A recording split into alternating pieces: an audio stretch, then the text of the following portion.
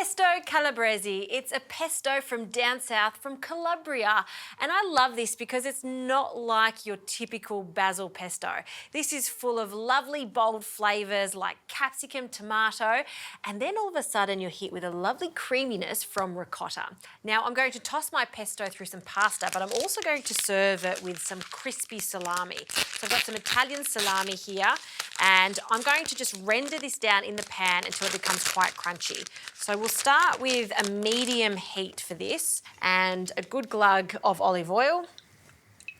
And when I say a good glug, about 2 to 3 tablespoons of oil, because we're not only going to get crispy salami, but the salami is also going to flavour that oil and then in turn flavour our pesto. So a few slices of our salami, we'll just separate them slightly, and then we're just going to chop them up into littler pieces. Okay, that can go into our oil. All right, and we'll just separate that and let that cook for a moment until it starts to become crispy. All right, while that's cooking, we can prepare some capsicum. 1 whole capsicum that I'm just going to thinly slice. If you wanted to, you could use some pre-roasted capsicum for a lovely smoky flavour, but it's totally up to you. All right, let's go back to our salami. Oh yes, see how that's lovely and crispy? That's what we're after. I've just got a plate here with some paper towel. We're just going to drain that off and just try to leave as much of that oil as possible because we need that for our capsicum. And you can see how crispy. This is just going to be a lovely textural addition to our pasta. We'll place that back on the heat and then in with our capsicum. We'll also add some onions, so 1 onion finely sliced. I also have some garlic and a good pinch of chilli. These are just chilli flakes. Give that a bit of a toss. And we just want to cook that down now for about 5 to 8 minutes. We really want them to become quite soft so it purees nicely. So cook that down. And after 5 to 8 minutes, I'm going to add some tomatoes. So just 1 or 2 tomatoes. I'm going to slice them. I'm actually going to take the seeds out and then we can add them too.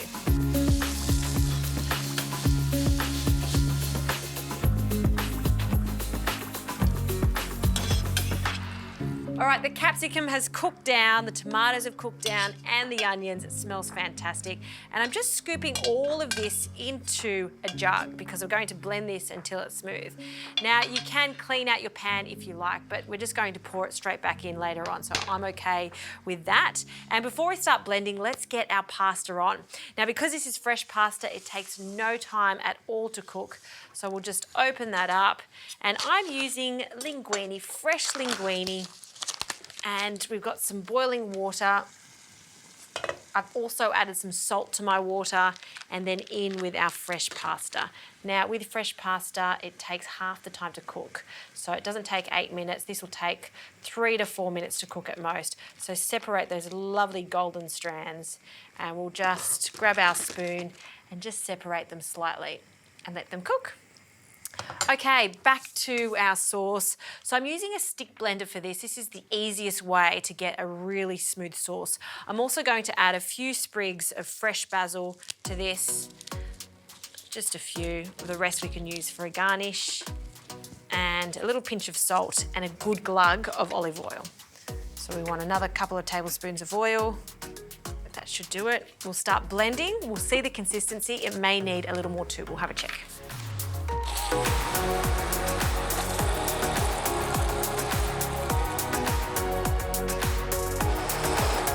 Okay, this is smooth and silky, and we can now return this back to our pan. So just shake that off, place that to the side, and then into the pan it goes. We'll pour that in.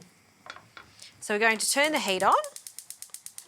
And this is where we incorporate the creaminess. So in with some gorgeous ricotta cheese. I love cooking with ricotta. It actually turns really creamy as it melts into the sauce. So about half of this tub. We can add our pasta because that's ready to go. And I don't mind if some of that pasta water goes in. As usual, a little bit of that starchy water is going to give us an extra creamy finish on our pasta.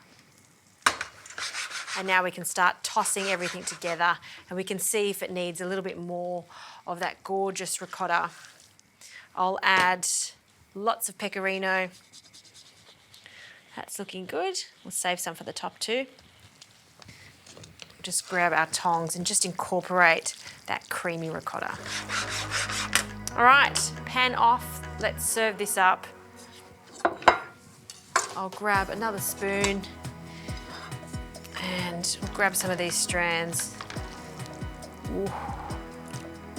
And then we'll place that in the middle. See how creamy that's become just from a few tablespoons of that ricotta. One last spoonful over the top and some more pecorino. I like lots of pecorino, so around the plate. Great. And let's not forget about our crispy salami that's just sitting here waiting to be used. I love the crunchiness of it. So sprinkle that over the top. Fantastic. And a small sprig of basil, just for a garnish. That is a stunning pasta. That's my rendition of pesto calabrese with the capsicum through it, that ricotta to make it creamy, and I really like the addition of that crunchy salami at the end, just for that extra crunch. Yummo.